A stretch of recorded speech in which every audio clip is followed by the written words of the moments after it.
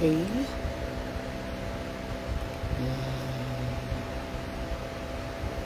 Hey, good evening. Okay,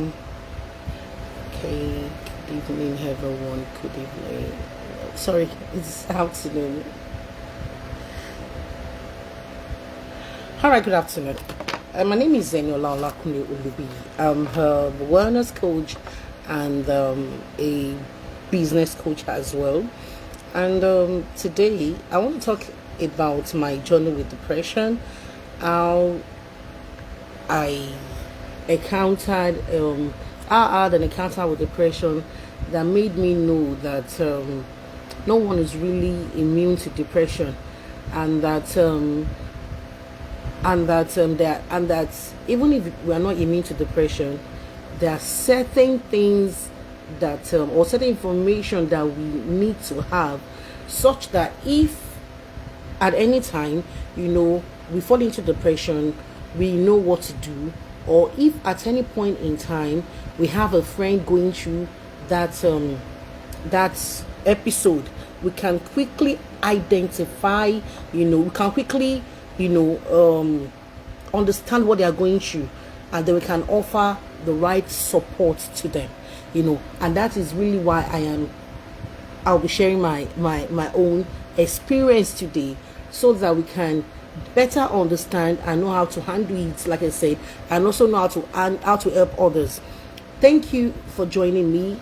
Let me know where you're joining me from. If you join, let me know where you're joining me from. Let me know if you're catching a replay, and please send the love, the likes, because I'm an extremely shy person, and this is a lot for me. Coming out like this is a lot for me, so what prompted me to decide to share my story is because I had this feeling to drop a post on depression. And so what I did was just ask people who had passed through depression to share the symptoms, that's the symptoms of depression that they experience. And I asked on my personal profile, and I also went to a large group on Facebook to ask the same question, and the responses were mind-boggling. It turned out that a lot of people are passing through depression and they don't even know. A lot of people are passing through depression and they don't even know. So I said, well, let me share my story, and then let's talk about this so that we can actually help other people. Then the other thing that I also encountered was that from the responses, I saw that the major trigger for depression for a lot of people right now is the economy. The bad economy we're experiencing as a nation is really taking a toll on. It's really having negative impact on families, and it's taking a toll on marriages, on people's mental health, especially the breadwinners, and a lot of people are falling into depression without them even knowing that they are depressed, without them even knowing that they are depressed. So let me share my story. In the year 2019, precisely around August, when the school was thank you for joining me. Please let me know where you're joining me from in the comment, and like I said, please keep the likes and the love coming, because I'm an extremely shy person, and your likes and love will ginger me. So like I said, it happened in September 2019. I've been ill for a while, and if you know me, I don't like hospitals and I don't like drugs. So I was not going to I was not going to do anything about it. But after a while, I was like, let me go and see the doctor and probably run a test. And I went to the hospital on that particular day, and the result of my test came out, and the doctor looked up. He had the paper with him, the result, and he looked up and said, "Madam, congratulations." Hey, congratulations for what? He said, "You're pregnant." Hey, Jesus. And I think around that time, maybe I was 4 weeks or 5 weeks pregnant. I said, "No, I can't be pregnant, sir." And then he looked at me and he said, "Are you not married?" Of course I'm married, but I can't be pregnant. So I insisted that they should run a second test. And the first test, was a blood test. So this time around, they said, "Okay, let's do a urine test and all that, a renal test." And the result came out again. "Madam, you're pregnant." Hey, I just carried my bag and I sluggishly left the doctor's office. And I got home and began to think about my life. Now, being pregnant is a good thing, right? And it's supposed to be a thing of joy. But around that time, my family was actually going through a lot. We were just bouncing back from my husband losing his job. He had just gotten this new job that was not even up to what he had earned, or what he had earned about, let's say, 8 years or 7 years before that time. It was a ridiculous amount of money for a family of 5. Wife not working, 3 kids, young kids, within the age of 8 and 4. And I just started a business. When my husband lost his job, I began to search online, what business can I do, to support my husband, because he's an amazing man that had been there for our family. He had provided joyfully and gladly, and giving us the best. Now that he was out of job, I wanted to support him. So I was looking for a business online, and then I found network marketing, or should I say network marketing found me. We shall find ourselves, So,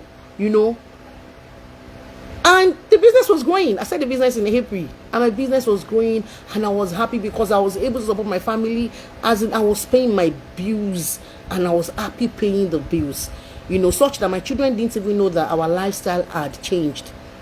And I was looking forward to eating the next rank in my company. I just felt like, oh, life is just starting. I'm away from the life of my life as a stay-at-home mom, where I felt like my friends were going ahead, where I felt that my friends were ahead of me. I felt like, I'd made a total turnaround from a boring life, where all I had to deal with was school runs, chores in the house. I thought I'd finally found my feet and my essence. I had people that I was leading, in the business. I had people that I was leading in the business, and people that looked up to me. I also had customers that I was serving. I the feedback from them, usually made my day. Not just feel like I was contributing to the site. I was so really excited. And then I found out that I was pregnant. To me, it was a death sentence. I felt like, so now my life is going to pause. I will carry another baby, and then I will start to nurture that baby. What's going to happen to my business? And then I was like, God, you must really, really, really hate me. Other people are making something out of their lives. My friends are growing in their careers, promotions here and there. The dreams I had as a child, what's going to happen to all those dreams? People are making headway in their business. But me, all I can do is just to pop out children. And, I kept thinking like that, thinking defeating thoughts. And before I knew it, I was sinking into depression, and I did not know. I was feeling sorry for myself. I was feeling sad for myself, and I felt so overwhelmed that even when I told my husband that I was pregnant, it was like, really, he was afraid, but a man, I covered it up and was excited. I did not say any excitement in it. I was angry. In fact, the fact that I was excited, I was angry with him as well. And you will not believe that was just it. I just switched. I became resentful. I became irritable. I had anxiety. I had anxiety. Panic attacks. I was no longer interested in anything around me. I was not interested in the children. I lost appetite and zeal for life. I did not want to go to church. And I can tell you that I did not go to church for 6 weeks. I did not want to go to church. I couldn't pray. I could not even study the Bible. I did not want to do anything. What stood out for me during that period the most was that all I wanted to do was just to sleep and sleep and sleep. I cut off everybody from my life. When I say everybody, I mean everybody, apart from my husband and the children. My siblings could not reach me. My parents could not reach me. I was not picking anybody's calls. My friends could not reach me. Church members could not reach me. You know, if I see that my phone ringing, I cut it, or I just switch off. You know, like that. I cut off everybody from my life. And the more I did that, the more I sank deeper into the pits. You know, it was one of the worst experiences of my life. It was like being in a dark hole without light.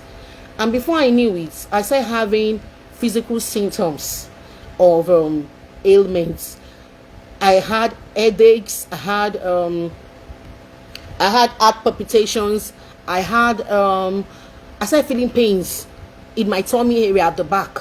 And I'll go to the doctors, they will check, you know, ask me to run tests. I ran series of tests and I was okay. You know, sorry, the tests came out showing I was okay, but I did not believe, because my body told me a different story, you know. And since I couldn't pray and I couldn't study the Bible, I just had this thought in my heart, you know. This image was always in my heart. You know, God is awesome. He will always watch out for you, even when you don't want to talk to him. You know, I had this image in my heart where King David, where King Saul, you know, in the Bible they said it was being tormented of the devil. And when he's being tormented, they will send for David. David will come, play the harp, and the spirit will lift. So I said, okay, since I can't pray and I can't study the Bible, well, I can listen to music, even though I'm not a musical person. So I would put Sinach, Heben, Joe Praise, and my favorite, you know, what's his name, Mike Abdul. Then I'll put on repeat, and by doing that, I found out that anytime I do that, there was a change in the atmosphere. Those were the times that I felt suited. I felt, you know, I had this calmness around me, even though I was still very, very sad and unmotivated about life, you know. But by listening to gospel music, you know, I could kind of dispel the darkness around in my environment and release the peace of God into the atmosphere. And I remember that you know, like I said, I cut off everybody from my life. And during that time, you know, a group of friends came together. They created I think I'll get there anyway. So that was it. And, you know, that happened for 6 weeks, like I said. My husband would leave home in the morning, leave me on the couch, because I would at least stand up my need to go and lock the door when he leaves, you know. So he would leave me on the couch in the living room. He would come back there to meet me every day. Talking about personal, you know, I was not even interested in dating. But when it comes, he would insist that I take my bath and all that. And then one day he came back from church and he said, babe, I've had enough. You see this matter, you need to see someone. I've tried to help you. I've not been able to get through to you. But we need to get you to someone that you can talk to. So he gave me options. And then I agreed I was going to speak to a trusted man of God, you know, that we had built a relationship with over time, and I knew that was interested in me and cared about me, you know. So he said, fine, so we are going now. I said, now? He said, yes, now. So I had to go and take my bath, and then we took a stroll because the house was not really that far from us. So we went there, and, you know, everything that seemed like a mountain, this man of God, I don't know, he has a good sense of humor, and he just made light of my old experience, not in a spiteful way, but in a way that made me see that my so-called mountain was a molehill, you know. And then he asked me some questions, spoke to me privately, spoke to my husband, and then spoke to us, and he prayed for us. And I remember leaving that house with the burdens lifted. I felt better, I felt lighter, you know. And then I got home. I can't remember what happened that night, but I remember that the next morning, my husband left for work, and for the first time in 6 weeks, I began to talk to God. I remember that I didn't even mention the fact that I told God to take away the baby, and I didn't want the baby. And when I said that, I would it would come to me that was a very, very wicked thing to say. So I'll say, Father, Lord, I'm sorry, forgive me, but all the prayer I was saying then was, just take away this baby, I don't want this baby. Oh, forgive me for saying this, I did not mean it, and all that, But for the very first time, the next morning, I spoke to God, and you will not believe it. It was like God had been trying to reach me all along, and I was the one that was actually deaf. My worries were too loud that I couldn't hear God. But for the first time that morning, the anxiety had gone, and I could talk to God from a lighter mind. And I remember him telling me not to worry, that he was in control. Lady Martis, thank you for joining me. My very big sister, Mrs. Yusuf, thank you for joining me. Aduni, thank you for joining me. Thank you, everyone. So I remember that it was like, don't worry, I'm in charge. And that about the bills, I shouldn't worry, was going to take care of them. And you will not believe that there was an immediate proof that I heard God clearly. Because the next thing I knew was my husband called and said, please check your message. Before then, schools had resumed, but my kids had not resumed because we had not paid the school fees. And then I checked, and there was a bank draft for my children's school fees. And that was the beginning of my healing process. Now, if you follow my story, you find out that my own trigger was kind of linked to the economy. My husband, personal finances, or let me say our family finances was in a very, very bad place at that time. Then the other thing that triggered me was my worry that that I was not living my dreams. My worries about the fact that my friends had gone ahead of me, that this was not the life I planned for myself. I did not plan to be a baby, I'll just be popping out babies. That was not in my plans and all that. That was my trigger. You have to really know what is triggering you. Right now, what is triggering a lot of people is the economy. And when you know what is triggering you, the next thing is you need to focus on what you have control over. And the one that you don't have control over, you leave it in the hands of God. I'm already pregnant. Except I want to remove the baby, which is against my personal values and against God's principles about life. That was not within my control at all. Then, so those were my triggers. Now, what made the situation worse? What led me into depression? Number one, it was the words that I was telling myself. I was allowing the devil to sell me lies, as thoughts. And I believed those lies, and I echoed those lies, and I thought on those lies. And the more I thought about them, the more I sank, the more I became hopeless. Now, there's a reason why God says in the Bible that guide your heart with all diligence, for out of it flows the issues of life. See, thoughts are going to come. You're going to have the thought, oh, I am worthless. Imagine, after working for 20-something years, I cannot pay my bills. I still have to talk to my sister or to talk to a friend to help me, and see how the friend reacted. Oh, my friends have gone ahead of me. See how they are living so large. Their life looks so perfect. You're going to have the thought, oh, I'm surrounded by debts all around me. This debt is going to kill me. Before I get embarrassed, let me just end the whole thing. Life is not worth living. You're going to have all those. So yes, Mobola, thank you very much. Yes, depression is real. She said depression is real, and the funniest thing is how it creeps in unplanned and in the minutest of things. Exactly, you're very, very right. And the funniest, a lot of people are depressed, but they don't even know that they are depressed. So the thoughts are going to come in. Now, as those thoughts are coming in, please don't let them land. Don't let them rent a space in your mind. As they are coming in, begin to arrest them. Coach Former, thank you so much for joining me. Leader JD, my sister Ejiro, thank you so much. You know, you don't arrest thoughts with thoughts. You arrest thoughts with words. So now you're feeling worthless.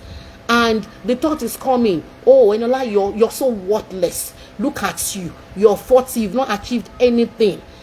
All you have is children, 4 children. Your mates have gone ahead of you. You know, they are not heads of departments in the bank. You know, you started a business. Those thoughts are going to come. And the best way to arrest those thoughts is with words. What words? What has God said about you? I am not worthless. I am not worthless. For I know the thoughts that God has towards me, thoughts of good and not of evil, to bless me and to give me a good future. I am not worthless. God is working all things together for my good. God makes all things beautiful in his own time, even if I do not understand why this is happening to me. I can trust that God loves me, because he has said he would never leave me nor forsake me. And if it's because you have been betrayed, somebody betrayed you, maybe even your parents, God already said it in Isaiah, when he was saying, can a mother forget a suckling child, that she will not have compassion on the fruit of her womb? He said, yes, she may, but I will not forget you. So if a mother can forget a child, who is a man that cannot wake up one day and betray you? Who is a woman that cannot wake up one day and betray you? Who is a best friend? But you can be guaranteed that irrespective of your bad choices, there's someone who loves you extremely well and would never leave you. Those are the times you counter such words. Don't allow those thoughts to rent a space in your mind. They would come, but counter them. Say them out loud. Keep saying them. Even when you, and the thing about depression is, you know what to do, but you don't feel like doing it. Please, this is the time that you need to do it. Whether you feel like it or not, you need to say those words out. Counter those words. Whatever words are coming, counter them. Then the second thing is, what the second thing about me was, apart from the thoughts, you know, this thing of comparing yourself with others is not wise. Even the scripture says, they that compare themselves with others are not wise. Stop comparing yourself with others. Our lives are not the same. Our paths are not the same. Our purpose are not the same. The plans of God for our lives are not the same. Our timing is not the same. And forget everything you see on social media. Things are not always the way they seem. That somebody comes and is encouraging. Some of us, we are encouragers naturally. We can be going through a lot and we are still encouraging you. So don't think because this person is always showing up, this person has it all figured out. No. Don't think because, oh, this person is always putting a beautiful family picture, you know, their life is working. No. Stop comparing yourself with others. You are on a journey. You are on a journey and it is not over till it is over. You know, our timing in life is different. Our timing is different. And God didn't say that we're not going to go through tough times. What he guaranteed is that he would always be there with us. Look at Joseph, you know, a child that was spoiled and pampered. And because God had a greater plan for his life, knowing that if he stayed with his dad, he would not achieve that plan, God took him away from a place of comfort zone, you know, and took him to where he could train him. Some of the things we go through, they are training grounds, you know, that we need for the purpose and the future that God has planned for us. Stop comparing yourself with others, I beg you. Then the other thing is that the other aspects, you know, that I went to. I'm sorry now. I'm actually sharing tips now that can help you. The tips that helped me. The other thing again is like I said earlier on, I had to put Christian music on replay. You know, that was because I couldn't pray. And I couldn't study the Bible. And I found out that a lot of people that depressed Christians, because Christians believe that, oh, you cannot be depressed as a Christian. It's a lie, you can't be depressed. That's what the Bible says, guard your heart with all diligence, for out of it flows the issues of life. You will go through things, and depending on how you respond, you know, what your reaction can cause you to be depressed. If you respond well, there's a difference between reaction and respond, you know. So if you react, you're going to be depressed. You understand? So I couldn't pray. Like and I couldn't study Bible, like I said. And I found that from talking to Christians that have been in the same situation, it's a common symptoms. You can't pray, you don't want to talk, but at least you can listen to music, and please listen. And that's the time to listen to anointed gospel ministers, just like the way it worked for me, was the same way I pictured it working for King Saul, when David would come and play the harp and the atmosphere was lifted. That was virtual. That was what I experienced. I experienced the fact that whenever I had those songs on replay, there was an anointing around me, and I felt peace and I felt calm around those periods. And that was why maybe I was not suicidal. I didn't think of, oh, let me end it here, my life is hopeless and all that. Please, whatever you do, if you're going through this stage in your life and you can't pray, you can't study the Bible, get music of anointed men of God, men and women of God, like Mercy Chinwo, Ada, Nathan Ebasi, Dunsi Oyekon, and all the ones put them on replay and play them. When you play them, there will be a change in your atmosphere, and I can assure you that your spirit will be lifted. Even if you can't pray, they stand as a cover for you at that time. Then don't be tricked into cutting off people in your life. In fact, that's the first thing you want to do. Please don't fall into that trap of cutting off people that love you. I cut off everybody. When I say everybody, I remember that it was around that time that a group of friends, they came together, a group of friends from uni, they came together and they opened a WhatsApp group and they added me. As they were adding me, I was exiting. They were adding me again, I would exit. They kept adding me and I kept exiting the group. And then one of them was like, please, don't add her again. What's wrong with her? She feels like she has arrived. Why is she feeling important? And I was crushed, and I exited again. But Bookie came and said, if you like, exit 1 million times, I will keep adding you back, And then she asked for my house address. I did not even reply her. She added me back, and at the point I got tired of exiting, but I didn't interact until when I came out from that experience, and then I shared my story, and then my friend felt so bad. She had to apologize that she didn't know and all that. You see, one of the symptoms of someone that is depressed is the fact that they will cut you off. So if you have friends that have not been picking your calls, it's not because they don't love you anymore. It's not because they are feeling proud they've arrived. They may be going through depression. So if you can't reach out to them, you can pray for them. And if you can reach out to them, if you have a way of reaching out to them, you know where they live, please reach out to them physically. But if you cannot, put them in your prayers. Put them in your prayers. People don't just cut off from you if you have not offended them. Just like that. People don't just stop posting on Facebook. Maybe their friends, that before, their posts used to encourage you a lot. Their posts were, one of the first people you go to check out when you log into Facebook in daily. Those are the people. And then suddenly you can't find them anymore on Facebook. Please reach out to them. They just didn't fall off. They just didn't decide that they don't want to do Facebook anymore.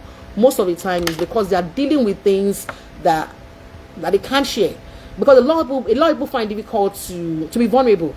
People don't want you to think that, with all these encouragements, so this person too can be depressed.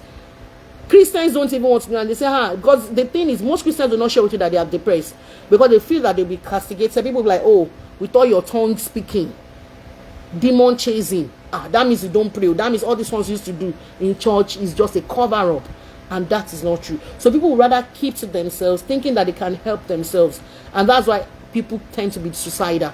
And that's why you remember the story of the banker, that took her own life in the bank. The symptoms must have been there. One of the symptoms is loss of memory. She would have been messing up the tax they are giving her. And if you know some of these bosses, they would even make life more difficult. Label her, call her names and all that. Meanwhile, the signs are that she becomes irritable, scared, afraid, anxiety disorders, lack of appetite. Maybe sometimes she even looks unkept. A jovial person that is no longer jovial. Someone that likes to talk but is suddenly quiet. Someone that likes to hang around, socialize, and right now the person prefers their own company. Those are symptoms. People don't cut you out of their life for no reason, except if you've hurt them. If they cut you off, it's because they are dealing with things that they don't want to share with you. And as a good friend, like my friend Osome Buki, you need to please show people unconditional love. Reach out to them, pray for them. Now, the final thing I want to talk about is, please reach out if you need to for medical help. Doctors are God's gift to humanity. That you see, are seeing a psychiatrist to deal with mental health issue does not mean you are a mad person. No. Does not mean that you don't know God. No. Reach out for professional help. God is the one that's given them. Lady Stanley, thank you for joining me. Depression is very real. Yes, sir. You know, God is the one that's given them the wisdom to help us. So reach out for medical help if you need to. For me, the help that I needed was spiritual. So I reached out to a spiritual father, you know, someone that my family had built a relationship with over time. We started building that relationship when my husband was out of job and things were a bit difficult for us. You know, we felt more connected to him. You know, was a pastor of a branch of one of our churches, but his own branch was not as big as ours. So we had a personal relationship that we could leverage on. You know, so I went to him and I found help. Please, it's not every pastor that can actually help you when you are going through these stuffs. You know, it's not every pastor that has the wisdom to help you, or that have the genuine spirit to help you. Reach out for men of God that you know that genuinely care about their sheep. They've proven it over time. You know, they genuinely care. They've proven it in the way they've mentored their members, in the way they check on them, in the way they've proven it over time. Because this is a vulnerable season for you. If you reach out to the wrong person, you can be sure that you'll be taken advantage of. So please, if you need help, reach for help. So let me do a recap of tips to handle this. Number 1, guide your heart with all diligence. Be careful with the thoughts that are flowing through your heart, as you know you are having challenges with finances, you're having challenges in relationship and all that in your marriage, and thoughts are coming. Arrest thoughts with words. What was the words of God? Speak them out loud over your life. Don't allow thoughts, bad thoughts, evil thoughts, worthless thoughts to rent space in your mind. The second one is stop comparing yourself with others. That they have gone ahead of you does not mean that you will not catch up. You remember the story of Ahab when he was running. Ahab was on the horse, and the Bible says that the hand of God was upon Ahab. Ahab took the chariots of Ahab. That is what God can do for you. God knows how to redeem time for his own children. So don't compare yourself with others. God can give you a 10 in 1 year. Number 3, do not be tempted to cut off yourself from your friends, from people that love you. Maintain relations. Reach out to a friend. Pick a call, somebody that you know genuinely love you, somebody that has sense, not somebody that you're calling and telling, oh, this is what I'm feeling. And the person who is lamenting and saying, because Nigeria is bad, the economy is, and by the time you're done, you're feeling worse. No, reach out to friends that you know that they build capacity to lift you up. Those are the people you should reach out to. Don't cut off friends from your life. Reach out to them and say, this is what I'm going through. Please pray for me. Please keep me in your prayers. Please check on me. If you call me and I don't pick my call, please don't give up on me. Do you understand? Keep in contact with such friends, and go out on a stroll, and exercise still helps. Exercise, when you exercise, it releases the dopamine hormones, and that hormone is responsible for happiness, euphoria, and all that. Do exercise, jog, stroll, and all that. You will feel better. That's number 3. Number 4. What did I say about number 4? Number 4. Seek medical and spiritual help if you need to. Thank you so much, everyone, for joining me. Thank you. Now, one of the reasons why I'm doing this live is for people that are going through a lot of things right now to know that they are not the first to go through it, and they won't be the last. and that they will come out of it. They will come out of it stronger. You know, they will come out of it and they'll be able to help others. You know, the same way I'm trying to help right now. They will come out of it, you know, better and stronger. I want them to also know that there are tips that can help them to come out of it faster. And also for those of us too, because we all know we have community, you know, for you to be able to identify the symptoms, maybe in your domestic staff, your colleagues, your team members, your church members, and be able to reach out and offer help. Let's be one another's keeper. We are our brother's keeper. Thank you so very much for joining me. Thank you, Leader Stanley. Thank you, Leader Martins. Thank you, Ezine. Thank you, everyone. Thank you, Ejiro. Thank you, Leader Ofoma. Thank you, Mobola. Thank you, everyone. God bless you. Thank you, Yang.